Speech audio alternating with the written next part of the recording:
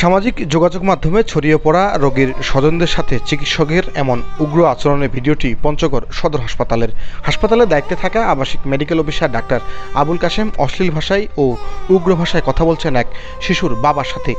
এই বেটা থানার যা করে লইব, বুঝিন নাই? কাগজ কাটলে থানার যা করে লইস, কি পাল্টা করিস?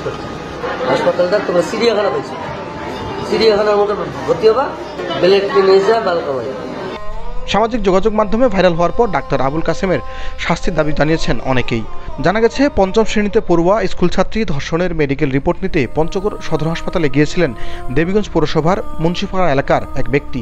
তার সাথে এমন দুর্ব্যবহার করেছেন ডাক্তার আবুল কাশেম। তার এই আচরণে ক্ষুব্ধ নেটিজনেরা। আসার দিনের সাথে সাথে বলছি না, বলছি না, প্রথম দিনে বলছি না, বলছি কিনা বলো? মানুষের সহ্য ক্ষমতা, ধৈর্য ক্ষমতা, তারপরে সবকিছুর একটা মাত্রা থাকে না? মাত্রা পার হয়ে গেলে আর কিছু করার আছে? ওর মাত্রা পা। ছুটির কাগজ লিখে দিন, ছুটির কাগজ চাইলে তুই বাড়ি যাবো, যাই থানার যা করে দিস, থানার যা করে দিস। গ্রামের লোক আরো বেশি চাউরিয়া, গ্রামের লোক বেশি তেউনিয়া, গ্রামের লোক মানসিক কোটি 5 ঠেলি ব্যাপারে বেশি, শহরের লোক কাগজ খেলে না।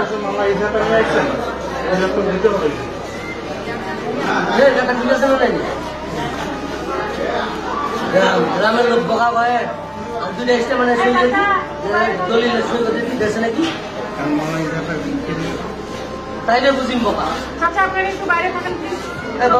পুরুষ বাইরে যাও এখন।